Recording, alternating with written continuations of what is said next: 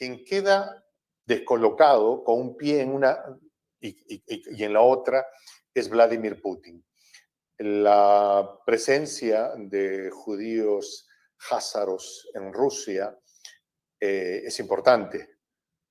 Y de hecho, la relación que ha tenido Putin con el anterior primer ministro israelí, Bennett, incluso con el actual, ha sido como de vamos a tratar de llevarnos bien. Putin, que ha recibido un respaldo tácito, un acompañamiento de sectores, incluso de la población, desde el comentario, se pone en una posición muy difícil, o está, de hecho, en una posición muy difícil ahora mismo. Yo creo que no, mi querido Juanjo. Yo creo que al contrario, a Putin se le están alineando las estrellas, los astros. Te voy a decir por qué. Porque Israel, aunque negó que estuviera colaborando con Ucrania, aunque tardó un año en decidirse y en las resoluciones de Naciones Unidas en la Asamblea General, Israel se abstenía de votar en contra de Rusia o a favor de Ucrania. En los últimos 6 meses, Israel ha estado mandando armas y ha estado mandando ayuda económica también a Ucrania. Entonces ahora Putin, lo primero que ya hicieron los rusos es cancelar los vuelos a Israel. Empezaron con los vuelos nocturnos en la mañana y ya durante el día se confirmaron también la cancelación de vuelos de Rusia a Israel. Punto número 2, ¿por qué se le alinean los astros? Porque es la gran oportunidad que tiene Putin para amedrentar a Israel y decirle, si tú sigues mandando armas a Ucrania, yo voy a llenar de armas o le voy a dar el visto bueno a Irán para que siga inundando de armas. Recuerda, Juanjo, que quien apoyó a Egipto en la guerra del Yom Kippur, que es cuando se derribó el mito de la invencibilidad del ejército de Israel, 1973, Yom Kippur, Día del Perdón, pues era la Unión Soviética. Fueron las viejas Kalashnikov. Así es, entonces, desde entonces, Israel sabe que si Moscú mueve un dedo en el Medio Oriente, pues ya lo vimos en Siria. En Siria, exacto, todo el sionismo internacional. Ahí es donde se raspa todos los días en Siria se miran ellos y es como un recuerdo permanente, ¿no? Pues todos ellos quisieron derrocar a Bashar al-Assad, ¿y sabes por qué? ¿Cuál es la variable que nos explica que no le hayan derrocado? Vladimir Putin. Entonces, y le echaron ganas, hasta Erdogan estaba en esa misión imposible de quitar a este señor, pero pues ahí hay 2 bases militares de Rusia en Latakia y Tartus, entonces, y es la salida rusa al mar Mediterráneo, entonces era muy complicado. Entonces, volviendo al tema, ¿por qué digo que se le alinean los astros a Putin? Porque ahora sí puede negociar esa carta de fuerza con Israel y decir, a ver, Netanyahu, es faramaya que los palestinos del Hamas representan una amenaza para la seguridad israelí, pero Hezbollah sí, y a Hezbollah quien le manda ayuda es Irán, y los ucranianos y los mismos israelíes estuvieron acusando a Irán de estarle compartiendo armas a Rusia, misiles, drones, con los que Rusia atacaba Ucrania. Hasta la Unión Europea amenazó con sanciones a Irán por venderle armamento a Rusia. Entonces, Putin ahora tiene, aunque tenga un círculo cercano también de judíos, sionistas sobre todo, Putin en este momento tiene el sartén por el mango porque dice, ok, al Hamas no le tienes miedo, pero el Hezbollah es otro cuento. Irán es otro rollo, otro boleto en el que no te quieres meter, porque Bibi Netanyahu no quiere que esto escale tanto. Quiere dar un golpe de autoridad para de una vez y por todas secuestrar el poder en Israel y centralizarlo, para no pisar la cárcel. Es gran parte del meollo del asunto, porque además tiene muy malas relaciones con Joe Biden, tiene malas relaciones con el Partido Demócrata y quiere aguantar hasta que llegue un partido republicano que sea más amigable con él. Entonces, pues claro, regresas a la vieja confiable y nuevamente se te vuelven a arreglar las cosas, ¿no? Y si dices, el Hamas terrorista nos impuso una guerra que será larga, sangrienta, sufrida, pero saldremos avante. Decía Hugo Chávez, sí, están acostumbrados a pelear con gente desarmada, con gente indefensa, pero no es lo mismo pelear con el Hezbollah o pelear con Irán. Y por otro lado, Putin puede jugar esa carta, la carta de Ojo, que en este momento tienes mucha deslegitimidad y si apretamos poquito por aquí, por allá, devolviéndote la intervención que has tenido apoyando a Ucrania, no creas que le puede ir también a Netanyahu como aparenta el asunto. Se le puede salir de las manos. Sobre esto mismo. Lo dijo Kim Dot, este personaje tan vinculado a la página Mega Apple que acaba de publicar algo en Twitter, ¿no? Planteando más o menos esta pregunta. No les fue bien en Ucrania y se han gastado una burrada de dinero ahí. Lo de Israel, lo acaba de decir el presidente Biden, implica el apoyo incondicional por todos los tiempos y eternas memorias al pueblo de Israel. Eso significa miles de millones de dólares. Pregunta, Putin debe estar sacando la calculadora y diciendo, si los miles de millones de dólares, que sí se los van a dar a Israel si es que se los necesitan, pues que seguro ya no se los van a descontar de los que se le iban a dar a Kiev. Es decir, no pueden tener dos frentes en la potencia que tienen cada uno de estos, ¿no? Y entonces, sabiendo que Kiev perdió ya hace varios meses, probablemente apuesten por el aliado incómodo al que no le gusta, pero que hay que sostenerlo porque hay que sostenerlo. ¿Qué piensas ahí? Aliado y sus grupos de ayuda, ese cabildeo incesante que hacen en Washington. Por eso es que decía yo hace rato, en Estados Unidos difícilmente un político, un congresista, un gobernador, un senador, un congresista local o un senador estatal pueden salirse de esa línea porque hay grupos, por ejemplo, está el American Israel Public Affairs Committee, de AIPAC, que son súper influyentes. El dueño de una bodega de la esquina no puede vivir en... O sea, me refiero, o sea, el dueño de una bodeguita, de un negocio local, no puede irse contra esa corriente tampoco.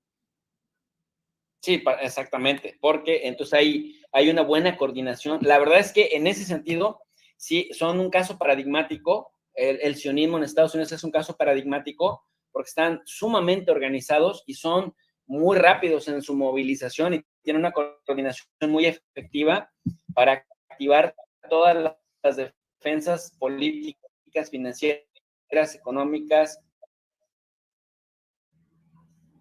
en favor de Israel. ¿Qué esperas que pase en los próximos días, Jesús? Bibi Netanyahu va a escalar los ataques en contra de Hamas hasta en donde no le ponga en riesgo, porque esta coartada de Bibi Netanyahu es asegurar su poder total en Israel.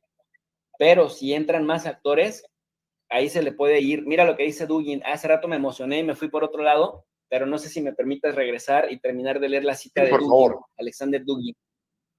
Una escalada en Israel podría desencadenar una reacción en cadena. Los palestinos no tienen ninguna posibilidad en una guerra así porque no pueden destruir a Israel ni infligirle una derrota militar significativa. Pero Israel tampoco tiene nada por qué luchar. Palestina es técnicamente territorio israelí que no controla ni puede controlar bajo ninguna circunstancia. Es igualmente imposible destruir físicamente a todos los palestinos. Si estuviéramos en una situación internacional diferente, los palestinos podrían contar con la compasión de la izquierda internacional, pero Estados Unidos está dirigido por neoconservadores y globalistas. Ciertamente no les importan los palestinos, aunque tampoco están demasiado cerca de las políticas nacionalistas de Israel, pero es la reacción en cadena y especialmente el comportamiento de los estados islámicos, principalmente Irán, Turquía, Arabia Saudita y los estados del Golfo, más Egipto, podría ser la continuación lógica. O al menos esto es lo que los estrategas de Hamás pudieron haber tenido en mente cuando decidieron iniciar el conflicto. El multipolarismo se está fortaleciendo, la intensidad de la hegemonía occidental en el colectivo no occidental se está debilitando. Los aliados de Occidente en el mundo islámico, especialmente Turquía y los saudíes, no siguen automáticamente todas las órdenes de Washington. Esta es la situación en la que se pondrá a prueba el polo islámico, que recientemente se unió provocativamente a los BRICS. Por supuesto, el conflicto podría extenderse a otros territorios. No se puede excluir la participación de Irán y Hezbollah, lo que significa una posible transferencia de hostilidades a los territorios de Líbano y Siria. En el propio Israel, hay suficientes palestinos que odian ferozmente a los judíos. Todo esto podría tener consecuencias impredecibles. Y cierra, en mi opinión, dice Alexander Dugin, Estados Unidos y los globalistas intentarán cerrar todo ahora, ya que no pueden lograr nada bueno con una mayor escalada. A propósito de lo que me preguntabas, Juan. Okay. Una cosa más, las analogías entre separatismo y redentismo en diferentes regiones del mundo ya no son válidas. Occidente reconoce tanto la unidad territorial como el derecho de los pueblos a la secesión cuando les beneficia y no los reconoce cuando les resulta poco beneficioso. No hay reglas. De hecho, deberíamos tratar el asunto de la misma manera. Lo que es favorable para nosotros es correcto. En el conflicto palestino-israelí, a Rusia le resulta difícil, al menos por ahora, elegir un bando. Hay pros y contras en cada configuración. Los vínculos con los palestinos son antiguos y, por supuesto, víctimas. Pero el flanco derecho de Israel también intenta aplicar una política neutral y amistosa hacia Rusia, y al hacerlo se desvía de la salvaje e inequívoca rusofobia del occidente colectivo. Mucho dependerá ahora de cómo se desarrollen los acontecimientos en el futuro. Sí, y por supuesto no debemos perder de vista la dimensión escatológica de los acontecimientos. Los palestinos han llamado su operación la tormenta de Al-Aqsa, es decir, la tensión en torno a Jerusalén y el horizonte mesiánico para Israel de construir el tercer templo en el monte del templo, imposible sin demoler la mezquita de Al-Aqsa, un importante santuario musulmán. Los palestinos están tratando de encender la sensibilidad escatológica de los musulmanes, tanto chiitas, que son cada vez más sensibles a su cuestión, como los sunitas, después de todo, no son ajenos a los motivos del fin del mundo y la batalla final. Israel y el sionismo son el dayal de los musulmanes. Pronto veremos hasta qué punto es grave, pero en cualquier caso está claro que aquellos que ignoran la escatología no entenderán nada sobre la gran política moderna, y no solo en el Medio Oriente, aunque allí es más evidente. Esto lo dice el sociólogo Alexander Dugin, al que muchos han denominado, este señor es sociólogo y experto en ciencias políticas y doctor en filosofía. Como referencia, hay que señalar que es un personaje que cayeron muchos de los reflectores sobre él por el fallecimiento de su hija en un operativo contra él, pero que terminó con la vida de la hija, para que la gente lo pueda identificar al señor Dugin. Preguntas sobre lo que dices, sobre lo que dices y algunos escenarios. Dugin comienza su análisis diciendo, bueno, los de Hamas jamás saben que no van a ganar esa guerra, no tienen cómo, pero del otro lado, ¿cuál sería una victoria también? O sea, victorias per se tampoco habría, o sea, no pueden hacer que desaparezcan esas casi 3 millones de almas, personas que están ahí. Ha pasado algo que me ha llamado la atención hace un rato. Vi el video de un automovilista en Londres con la bandera palestina. Y comienzan a haber otras en otras partes de Occidente. Entonces uno dice, ¿dónde hay simpatizantes del pueblo palestino? Probablemente en Oriente Medio, en Irak, en Líbano, ¿no? en Persia, pero también hay muchos inmigrantes que han ido con su fe, con su religión a Europa y que cuando se han movilizado han movido el punto neural de esas naciones. Estos barrios enteros incluso, ¿cómo pueden percibir esto y qué se podría esperar? ¿Qué pasaría si comienzan a haber movilizaciones en torno a ese tema? Por ejemplo, hablando con nuestro amigo Vistoletti, yo le decía, oye, ¿qué opinan de que ustedes les suban el valor del precio del gas porque se voló el Nord Stream? Y dice, no, aquí nos han vendido la idea que los turcos tienen la culpa. Sea lo que sea, los turcos tienen la culpa. ¿Ah? Y esos turcos finalmente se sienten maltratados. En Francia hay generaciones de gente que lleva 3 o 4 generaciones viviendo ahí con su propia religión, pero tratados como ciudadanos de tercera. ¿Qué va a pasar si estos se movilizan? En principio, hay la posibilidad que estos se movilicen, y qué pasaría ¿cuál sería el escenario que sigue?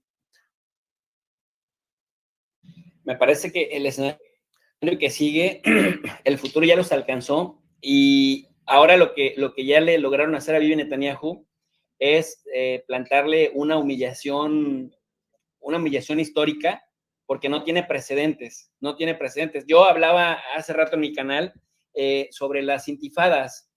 Tú recordarás, mi querido Juan José, en el 88, la intifada se llama levantamiento de jóvenes palestinos, de estas famosísimas fotos que vimos con piedras y palos de niños enfrentándose a tanques. En la primera intifada, la de 1988, al final terminaron muriendo una proporción de 7-1, por cada israelí que morían 7 palestinos. Esta intifada duró aproximadamente unos 2 años y sirvió como preámbulo para que después empezaran las negociaciones de paz de los años 90. Luego viene la visita de Ariel Sharon en el año 2000 a la mezquita de Al-Aqsa, en donde se encuentra el Domo Dorado, que es musulmana, y matan esta imagen famosa de un ataque que hacen en esta revuelta los soldados israelíes, en donde un padre está escondiendo a su nene, un padre palestino, y le disparan y los matan de un pilar. Sí, claro. Y esto genera, esta provocación de Ariel Sharon genera la segunda intifada palestina, la segunda revuelta, que nuevamente saca a las calles a bastantes milicianos, y ahí ya la distribución fue de 2-1. A mí ahora lo que me impresiona, de verdad me impresiona, Juanjo, es que digan el 7 de octubre hay 200 judíos muertos y 232 palestinos muertos, y 1,000 heridos de cada lado, cuando históricamente las proporciones son 5-1, 7-1, 10-1, pues ahora cada vez el nivel de violencia los ha ido como acercando, pero también me genera cierta preocupación que la gente los quiere equiparar, porque si los equiparas, nuevamente vuelves a ignorar el problema que está sucediendo ahí, que es un problema de un ente colonial robándose la tierra, anexándose la tierra de un pueblo desarmado, oprimido y violentado durante décadas, que es el pueblo palestino. Entonces, no se justifica la violencia bajo ningún rubro, pero si tratamos de entender, por lo menos entender, qué causa la violencia terrible que vimos este 7 de octubre del año 2023, allá en el sur de Israel, hay que poner las cosas en su justa dimensión, y es una potencia apoyada por potencias occidentales con dinero, con ejércitos, con armas, contra un pueblo al que han ido haciendo a un lado de su propio territorio, Juanjo. Y esta sería tal vez la tercera intifada.